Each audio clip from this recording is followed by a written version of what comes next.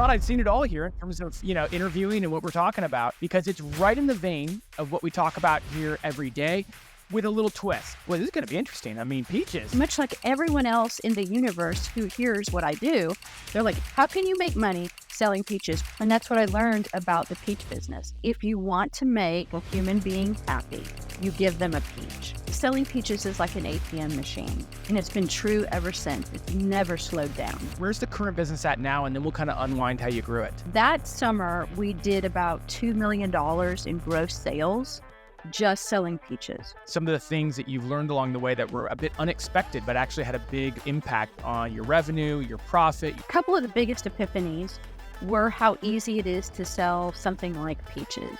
It's a product that, like ice cream and babies and clouds and blue skies and dogs, it's the softest sell you'll ever do. So you're talking, $1,500 a week, maybe $2,000 a week, maybe $3,000 a week. Talk us through what a successful stand, maybe on an individual level, looks like. Yes.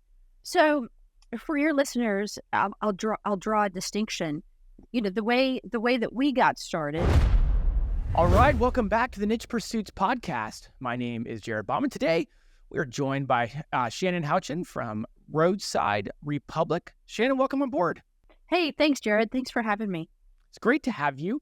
I was saying before we hit record that this is going to be an interesting interview. I'm super excited about it because it's right in the vein of what we talk about here every day with a little twist. We spend most of our time talking about the online world, but we spend most of our time talking about growing businesses, getting traffic, earning money, whether it's a side hustle, whether it's a full-time gig, whether it starts as a side hustle and moves to a full-time gig. But we're not talking online today. We're talking about business, but we're talking about a little bit of a different version. I think it's going to be really fun because I think the listeners are going to get a lot out of it. Why don't you, before we get into the details, to tell us about your backstory, tell us about who you are, and then we'll get into Roadside Republic and everything that you're doing with that. Sure. So the origin story, I trained as a librarian. So I was a newspaper reporter turned in-depth journalistic researcher, which is AKA a library degree. And so I spent a lot of time writing and doing a lot of in-depth research. I even worked for ExxonMobil for a period of time doing business and financial research, bored out of my mind. So I was looking, and my family owned this very large software company, which software was not my thing. And I hit this wall where my dad got really sick. He got small cell lung cancer. I was going through a divorce. I was trying to figure out something that was tangible, that was like real life sort of stuff where I could engage with people on a human level and that would be full of purpose and mission, right? And so I'd had this friend for a very long time, and he kept telling me, Shannon, you've got to come out to South Carolina. You got to come out to North Carolina and check out this peach stand business. And I heard this baloney like for 6 years. And much like everyone else in the universe who hears what I do, they're like, how can you even make money at that? How can you make money selling peaches? Which is what I said to Rob, my friend, for 6 years. But during that transition period, I said, okay, I will come out there. So I took my son, Finn, who is my business partner today. He was 11. Yeah, I think that's right, 10 or 11. And we went to South Carolina and North Carolina for the summer. And we learned the peach business from the bottom up, all the way from the orchards, how the peaches are grown, how they're harvested, how they're shipped, how to set up a roadside peach stand, and, how to sell. And so that whole summer, I got this internship or apprenticeship that was like no other. I mean, it was boots on the ground. It was dirty. It was messy. I don't like to do things small, so I decided just to go ahead and open 100 stands all at once, simultaneously.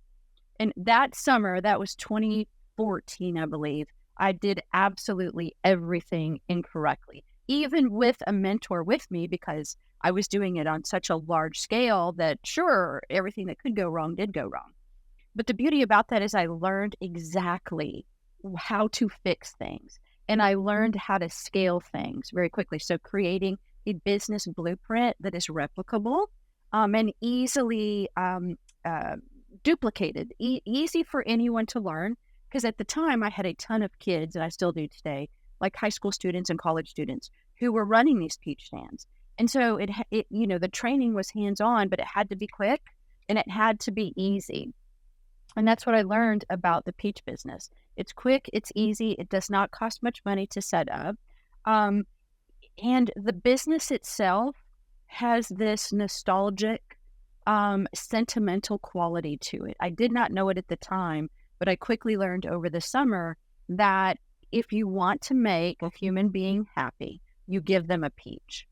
And now you've got a relationship and a bond that is just unbreakable, and it's all based on happiness. So I was hooked. I was hooked. I'd never encountered something that was so joyous and so easy. It was so easy. That year, I coined selling peaches is like an ATM machine. It's an ATM machine in a little white tent that sells peaches, and it's been true ever since. It's never slowed down. And like I said, this is our 12th year selling peaches.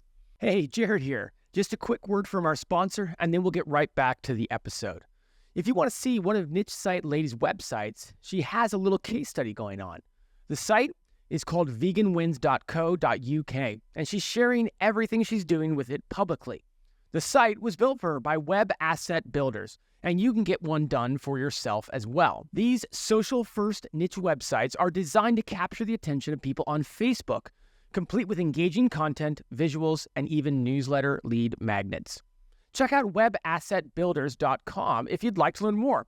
They even have installment payment options available. You can use coupon code NICHEPURSUITS on checkout to get 20% off all offers. Again, that's webassetbuilders.com.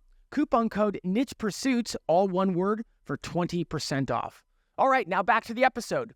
Well, you kind of stole my words. Like when I first saw our interview and the idea of it come together and stuff, I thought, boy, this is going to be interesting. I mean, peaches. I thought I'd seen it all here in terms of, interviewing and what we're talking about. You've clearly made a really successful business out of it. And that's what I think is the coolest thing about it is you're listing, there's so much system, there's so much process, there's so much scale that you've brought to this. So I think that's where we're going to end up landing on a lot of today in the interview. Maybe before we get into that though, like give us some perspective on like, what is a peach business like yours look like, whatever you're comfortable sharing? Where's the current business at now? And then we'll kind of unwind how you grew it. Sure. One of the other elements of the business, which I dearly love, is that it is scalable. It's elastic. You can grow it as large as you want, and you can shrink it as small as you want. So from summer to summer, you don't have to continue to grow the business. You can scale back whatever your lifestyle may be. And it was very true for me at the time. Whatever my lifestyle has been the last 11 years has dictated how small and large the business is. So that very first year, I opened 100 roadside stands, and people are like, wow, that's crazy. I mean, and it was completely crazy, but it's completely doable. I'm setting stands. And so I set stands. I'll pick, my favorite spot is a real busy mom and pop convenience store that's on a very busy intersection. So it's high visibility. And I set up a white tent, it's like 10 by 20. You just stuff it with peaches. We have banners on it and signs and flags so it can be seen from all approaches, going and coming traffic, right? So busy intersection, easy to get in and out. So that year, I had to go and scout and do all my research and figure out 100 locations that would be viable. And at the end of the day, they all worked. I mean, as good as I am at research, I can't always pick a winner. I think I got it, and sometimes I don't. So probably for every 10 stands that I will put up, one's going to be an absolute dog. It's going to be a loser. One may be like, ooh, it's just not worth my time. It may be breaking even. And then probably 6 are going to be just gold medals. And then I might have one that's fine.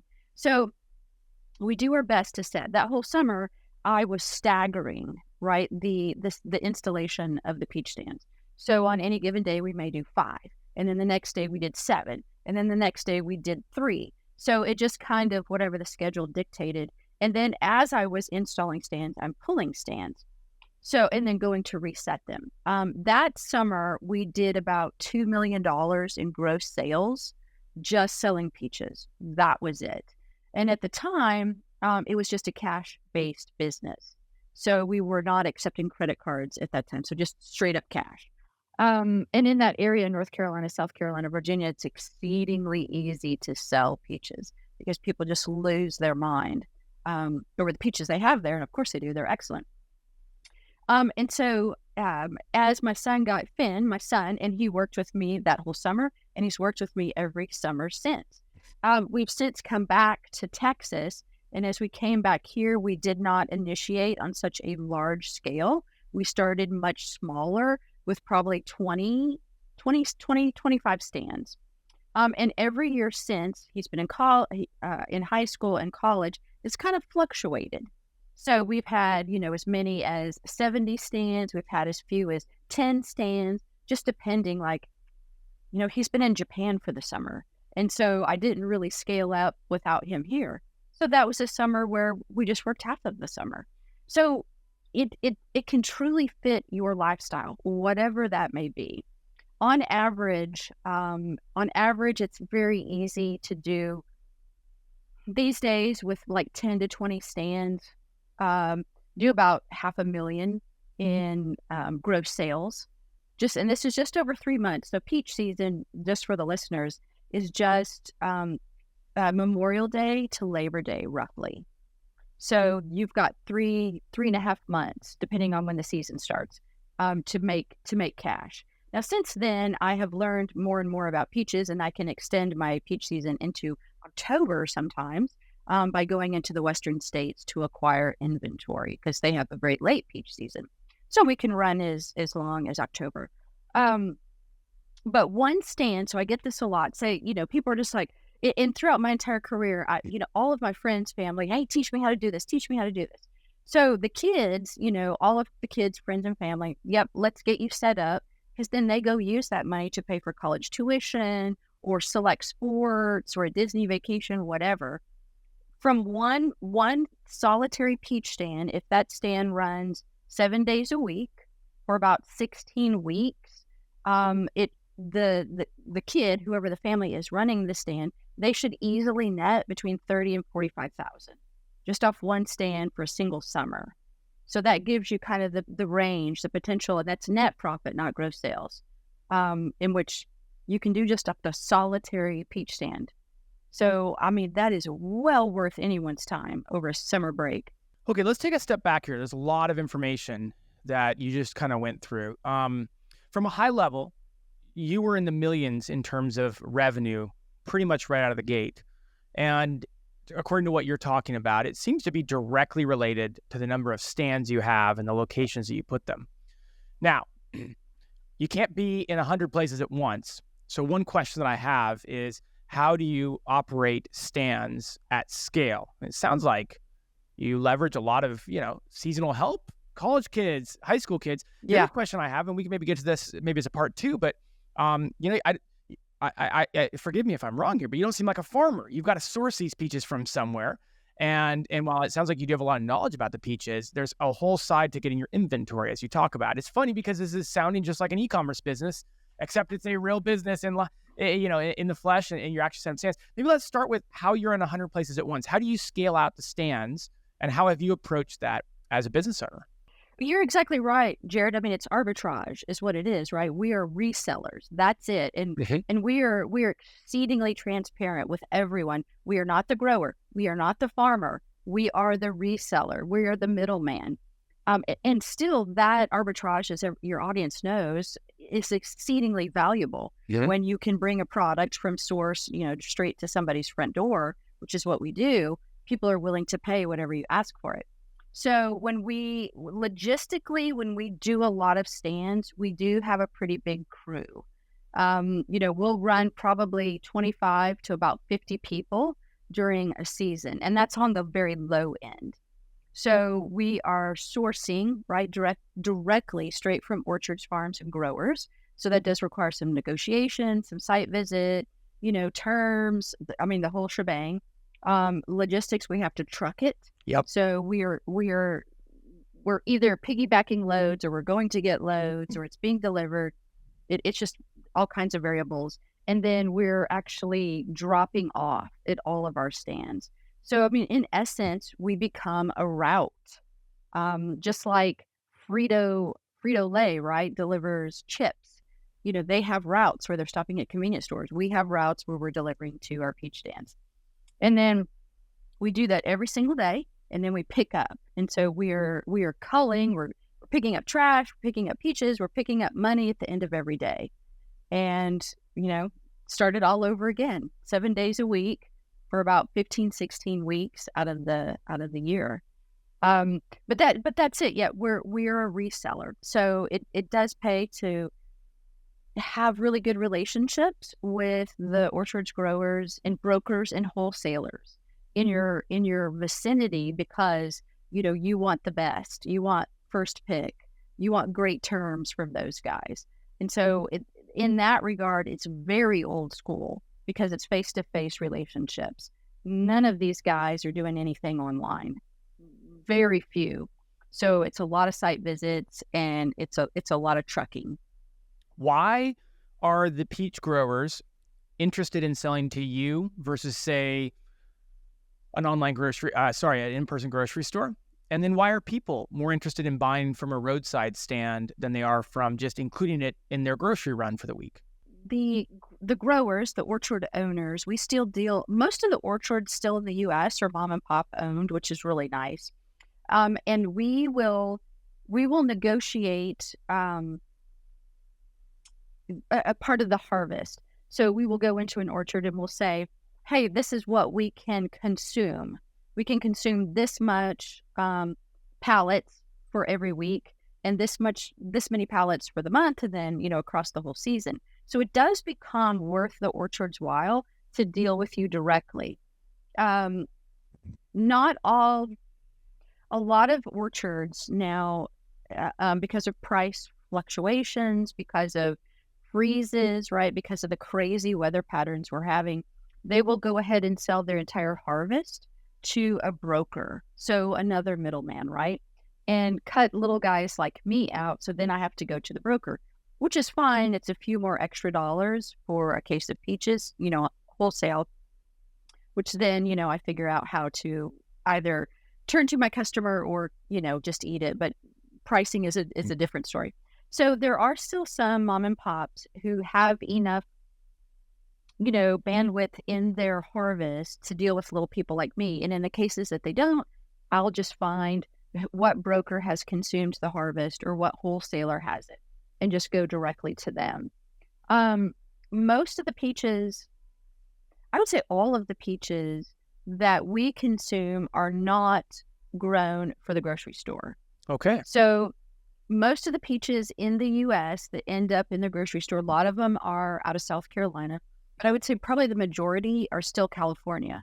They're Central Valley. That's the breadbasket of the U.S. And all of the produce that's grown in the Central Valley is destined for the grocery store. Now, the reason that is because it's beautiful produce, right? It's gorgeous. It's perfectly shaped, has great color. The skin's not pocked or marked. It has a waxy finish on it. It's beautiful. When it ends up in the grocery store, the consumer wants to see beauty. The orchards that I work with, I'm getting imperfect fruit. I'm getting ugly fruit. I'm getting stuff that's never going to hit the grocery store ever, because it's just not it's not viable, right? From an aesthetic point of view. And so I get that. It's not refrigerated. It comes straight to me. And when it's not refrigerated, it's allowed to sweeten and ripen naturally. When something is picked and destined for a big grocery store chain, it's put in deep cold storage for quite a while, which aborts completely any sweetening, ripening, and it extends the shelf life. So when it finally hits a grocery store, it's been in cold storage maybe a month, 3 months, who knows, a while. And then it sits there, and fruit has a real hard time ripening when it's been sitting in cold storage that long. Sweetness turns starchy. And so consumers have a really hard time in a grocery store understanding, and this leads to why do they buy from me? Consumers have a hard time understanding how to pick a ripe peach. They don't know, because nothing in the grocery store is ripe. You can't smell it.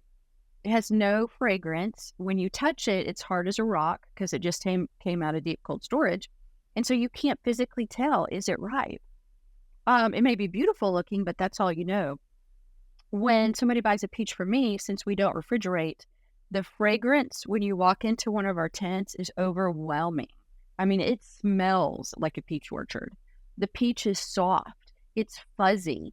When peaches are destined for a grocery store, they go through a wash, which knocks all the fuzz off. And so then it's real, smooth. Our peaches are super fuzzy.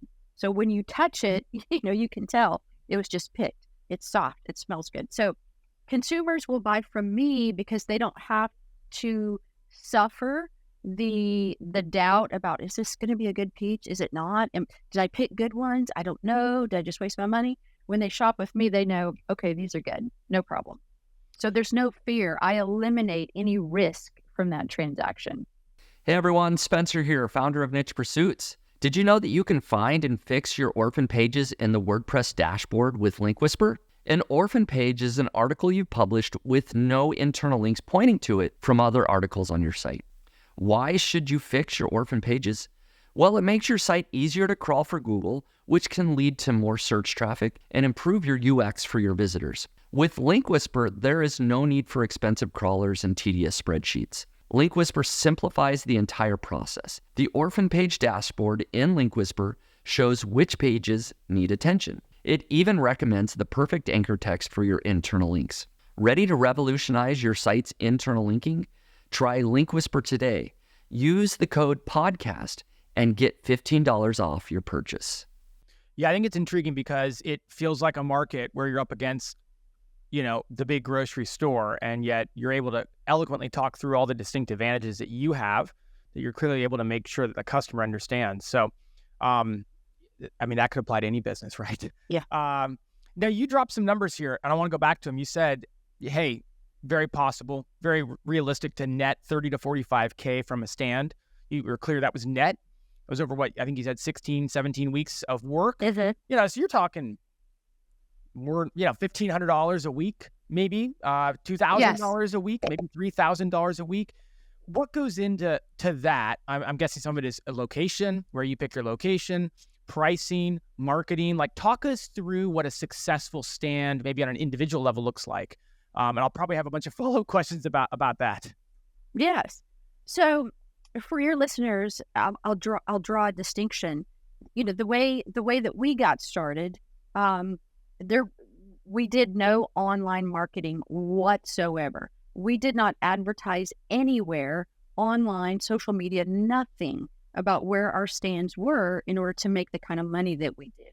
It was solely impulse purchases. So in the world of roadside stands, like farm stands, 80% of the transaction are straight up impulse. And maybe not as high as that today, because now we have a humongous online presence. Then we did not. So probably 80%.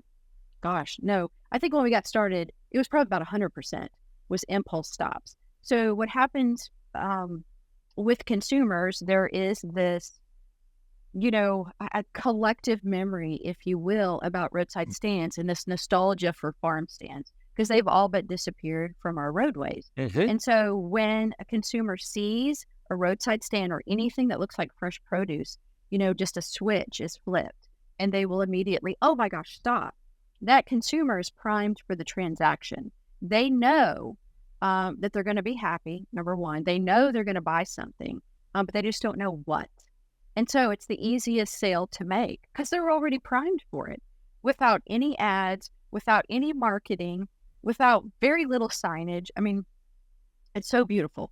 So that's how it initially started. So all you have is a tent. You have a couple signs that may have pictures of peaches, that may say peaches, and you are conveniently located so that motorists can see you.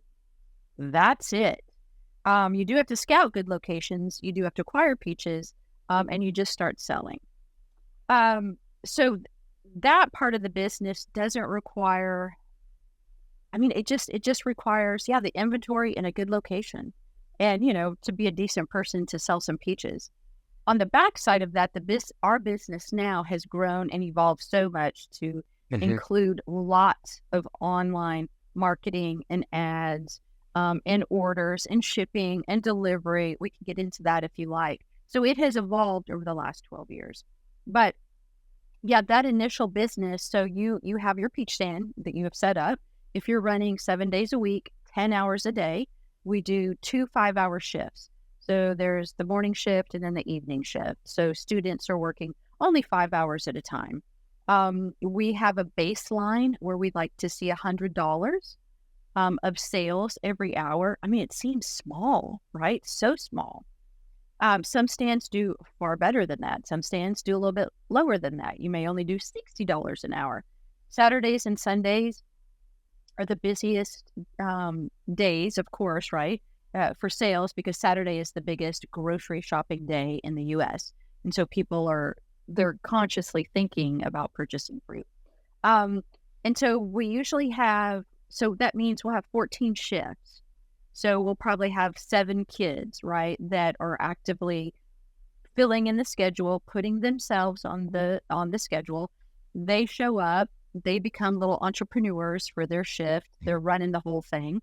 They're responsible for inventory, for open drawer, closed drawer, reporting back how the sales went, telling stories to the customer, just basically running the little business. So 10 hours a day, 2 shifts, probably about 7 kids. We run payroll. I want to say payroll. It may run about 1,000 now. I think that's what it's running us about a week. Paying these contractors, so it's about $1,000 a week. We do pay rent. So wherever we are located, say we are co-located with a convenience store, we do pay rent to them. So we negotiate that with them because we don't want to consume space in their parking lot without compensating them in some way. So that makes it a win-win transaction. So we have overhead like that. And then we have just general overhead, right? We have trucking, we have gas, we have all of our liability insurance. We have vehicles. Today we do include, we do accept credit cards today. So we have processing fees. We do run ads today through Meta and Google. Let me think about what our other expenses are. It's real minimal. One of the other beautiful things about this business is your overhead, because you're not in a brick and mortar. It's so low and it's so minimal. All of our rent deals, so our leases, in essence, where we're co-locating, just a handshake deal. We're not cutting big leases. Some municipalities, some states may require that. If a business license or permit is required, you may have to put a lease right on file with the zoning department. But that just depends on the municipality. But where we are in Texas now, it's not required. There's no sales tax in the state of Texas. We don't have to collect or report it for fresh produce. So we don't have to deal with any of that stuff. So it's real simple. It's real cut and dry. Fascinating on so many fronts. It's such an interesting model. I want to make sure we spend some time on it. So let me ask you now and give you some time to talk about it. You've talked about how you've gone from, hey, this was just a cash-only business. It was not online. It was only, in person, and you scaled up an online side of that business. So let's go into that. I mean, obviously, we're a podcast that talks a lot about online entrepreneurship. So I'd love to hear how you added that in, and some of the takeaways that you've gotten, where your big successes come as you've transitioned this online. Yes. So I think it was about 3 years ago. I think that's about right. I finally decided, okay, let's start selling online. There's so many subscription services out there now, right, that deliver meal prep kits and fresh produce and fresh meat and fresh eggs and all kinds of stuff straight to the consumer's door. And where we are our customer base, I mean, it's like a 50-mile radius. People will drive quite a ways to come to us because our reputation is so high about all the fresh. Today, we don't just sell peaches, we sell everything. So people, they know that they're guaranteed really superior produce and honey and eggs and meat and all kinds of stuff if they shop with us. So they come a great distance. There were so many customers that asked for delivery that we finally instated that. So we have a website now. People can order, which has just been great, for either delivery. We're working on vertical integration is really what we're doing. So we brought delivery in-house rather than contract that out with DoorDash or Uber Eats or Postmates or whatever. again, the kids do that. So this whole region of college kids during the summer get their routes every single day. They come in, they pick up their route. They know that they have whatever 5 deliveries. You're in this part of DFW, and so they just come get their routes. They pack their orders and out they go. We do sell things online now for shipping. So we started doing that. Live shopping. Holy cow. That's something I've just started to get into, and it is crazy. Like TikTok, Meta does live shopping, of course. All the apps, there's so many different apps now you can get on to initiate live shopping. I'm finding a lot of customers there, new customers, in addition to what may be reoccurring customers. That's crazy. It's so powerful. I'm still kind of new to the live shopping thing. Yeah. So it's pretty new in general, Yeah. We'll just jump on Facebook, for a couple hours, like at our stand.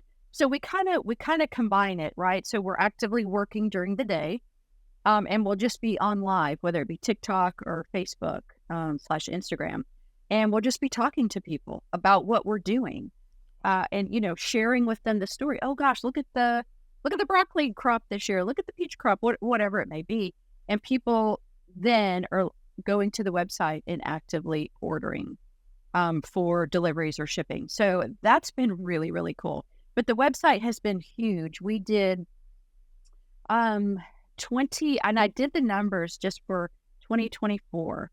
Reoccurring business online was about 25%. So of all of our business, 25% was done through our website, and which is huge for a business that's just been totally face to face. And that's just within 2 or 3 years, we've grown it to 25% of our overall business.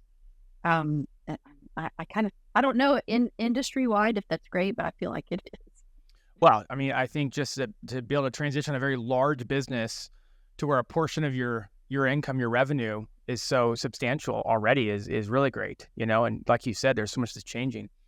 I think the question that most listeners probably have in the back of their mind right now is, what is involved? Like, what if I'm going to be an owner operator here and I'm going to do a peach stand or two this summer? What's kind of my day-to-day look like? Like, can I do this while I'm working a full-time job?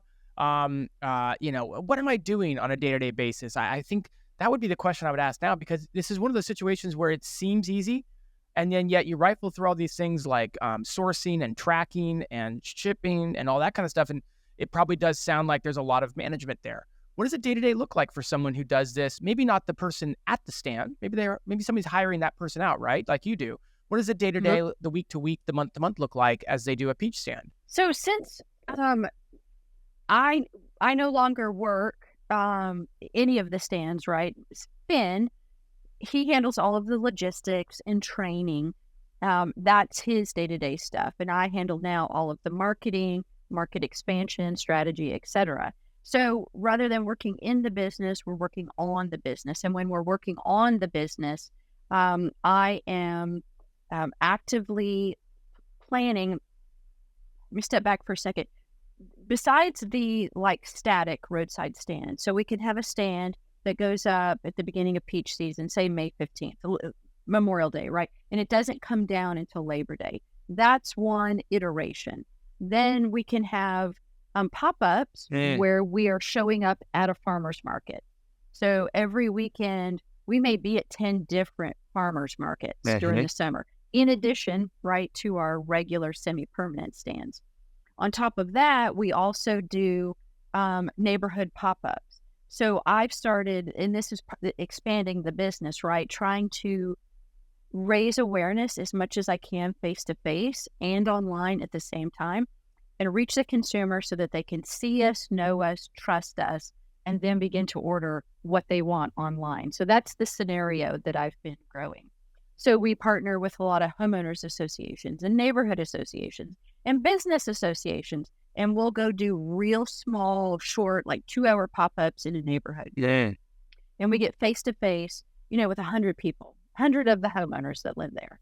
So then we hand out business cards, and then those people, right, start ordering from us online, or they come shop at our store. We are actually have a grand opening for our physical store next Saturday. Wow. We have never had a physical store before. Wow. Not ever. And this is our very first year to do this. So many people, and this is in response to the community. It was just, please, can you have one place where we can find you 7 days a week and just come shop with you, right? So over and over again, they know where to find us. So that has evolved.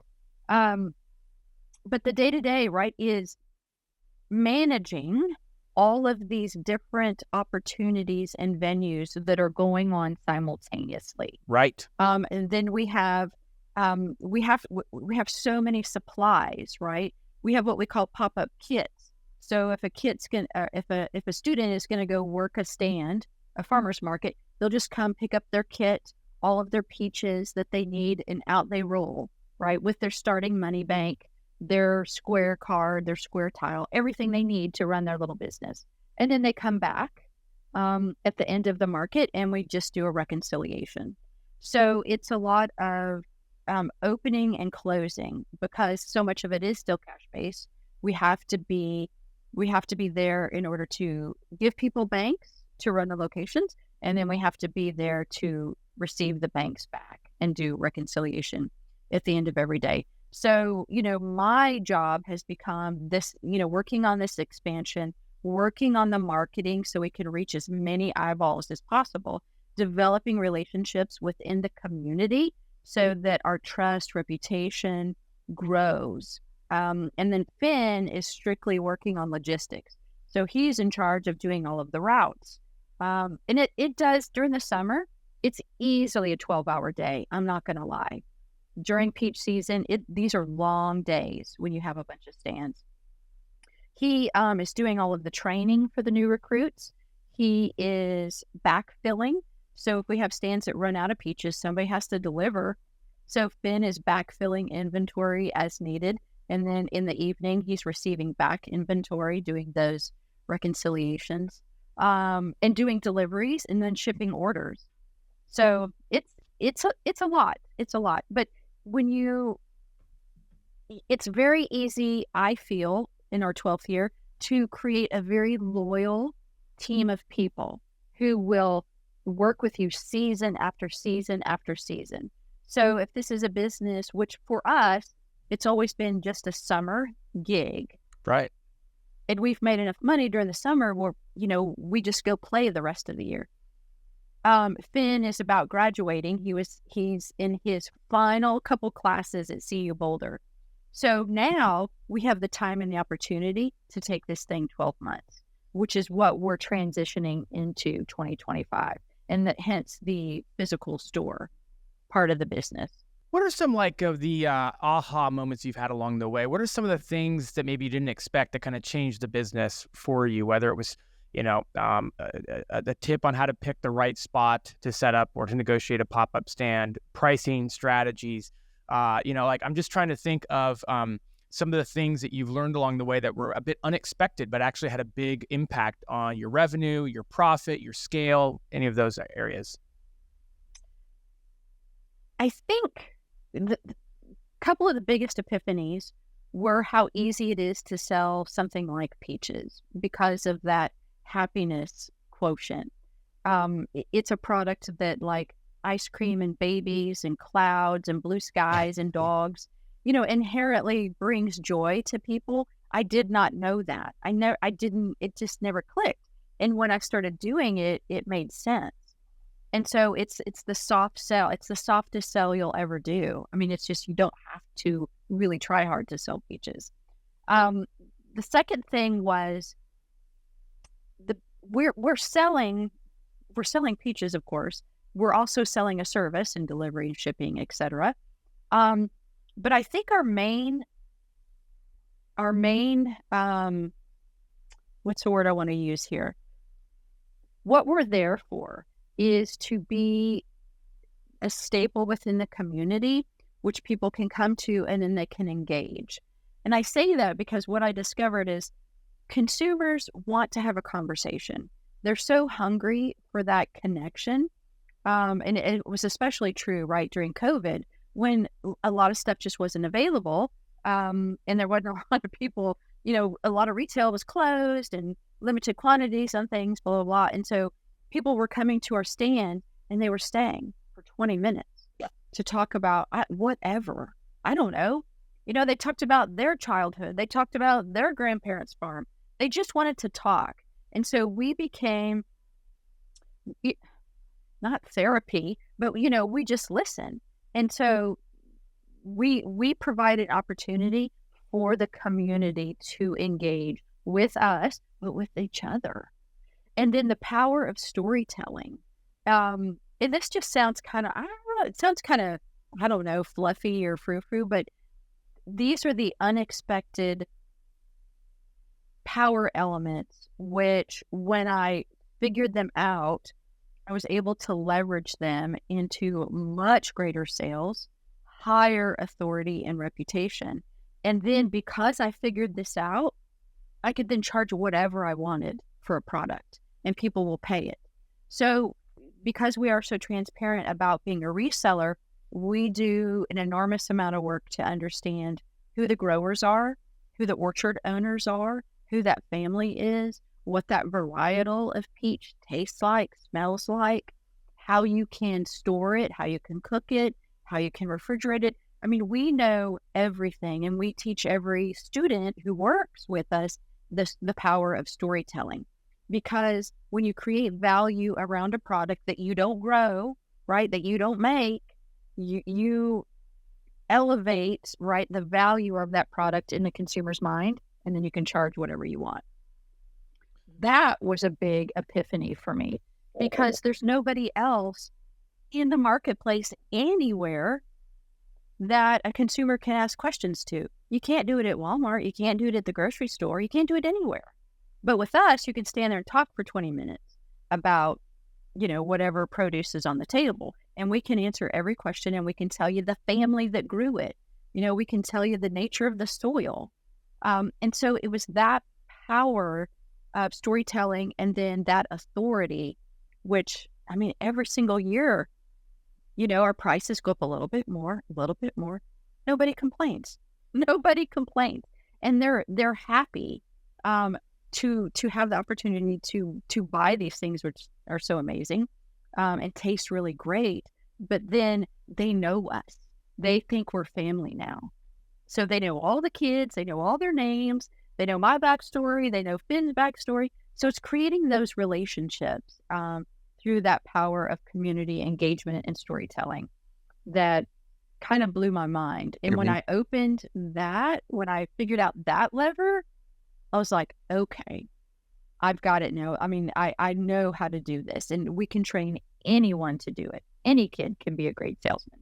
Talk about maybe something that has been like really hard along the way, maybe a mistake, maybe a really big challenge, something that you guys had to overcome along the way. I'm sure there's been several things.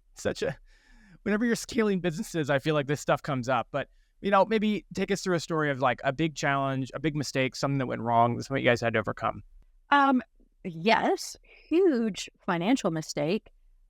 Since we do not put any produce in cold storage, you have to understand how quickly you can flip like a tractor trailer load of peaches. So knowing the shelf life of a peach is like 3 days, really, that's without refrigeration.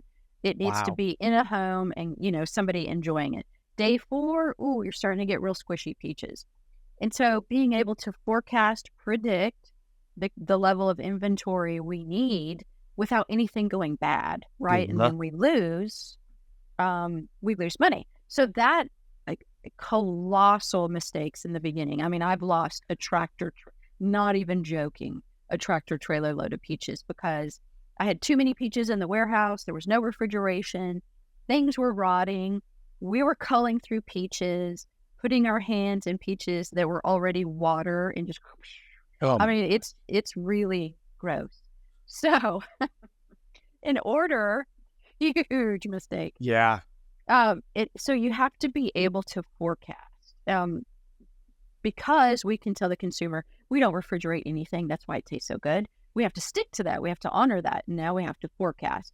So that's been a learning curve for me. And I think I've gotten really, really good at it now, to where at the end of a day or at the end of a week, we rarely have any leftover peaches. And if we do, the other part of that is selling waste. So what we may call waste, it's just things that are a little overripe. We upsell it to producers who can use it. So people make ice cream and custard and jam and jelly and bread and whatever. We have all of these people now in our community who take that off our hands. So none of our produce ever goes in the garbage, in the trash. The only thing we have at the end of the day is cardboard to recycle. But that's been a huge, costly learning curve. And then trucking, when you're doing 100 stands, just the sheer logistics of doing that efficiently and affordably is a little bit of a learning curve. Thankfully, I had that was part of my background. And so I had a lot of experience already going into it. So it wasn't, for me, it wasn't a huge deal. But it is for somebody who's never done it at scale. But, there are lots of blueprints out there. So just being really efficient and trying to mitigate, because, it can really get out of hand, costs for trucking and labor and inventory if you don't sell through it. Yeah, I have to admit, it's so enticing, except for all that logistics. That's not really my best area of business. That does sound like a lot of effort, a lot of work. Well, Shannon, this has been so good. It's been so interesting. It reminds me of a lot of different things we talk about here on the podcast. We talk about different business ideas. We talk about business ideas that maybe have been done before, but what kind of an angle do you bring to them? What kind of uniqueness are you bringing? Taking an idea that's been around for a long time and making it into something that's got a unique twist to it. We talk about this kind of concept of like businesses that have been successful and that maybe people turn their eyes from because they're not the shiny object. They're not as new and fun and all that. Like, this checks so many of those boxes. So it's been really cool to listen to you talk about how you've grown it. Obviously, it's not just a mom and pop single stand. You've grown this into, almost like an empire or whatnot. So I really appreciate you coming on. Where can people follow along with what you're doing? I know you talked about even online presence now, but like, talk us through some of the different things that you're doing and where people can learn more. Yes. So the name of our company is Roadside Republic. You can find us at roadsiderepublic.com. During COVID, when we all had time, my son and I actually sat down and we wrote a course, because so many people over the decade we've been doing this ask us one by one, hey, teach me how to do this. And it's been really easy. But during COVID, I decided this is a really good opportunity to formalize this thing. So we sat down. For the first time ever, we documented everything about our processes that we had put into place over a decade, because there was no business blueprint for this. It is what I love about Cody Sanchez is she talks about like boring businesses. This is old school, like it had been pen and paper, cash only, word of mouth business. Right. And so what I've done is taken what is an ATM machine, built a business blueprint for it, formalized it, and now, there are established practices for it. But I had to create all of that. So during COVID, that's what we did. All the spreadsheets, all the P&Ls, all the cash flow statements, shift reports, whatever. It's all formalized now. So if people are interested in learning how to do it for themselves, of course, they can go to roadsiderepublic.com. And there's a link to the course there. But also, we just do a lot of like day-to-day content on our TikTok channel, which you can find us at Roadside Republic on TikTok. And it's just videos about, this is documenting a day in the life of what we do every single day.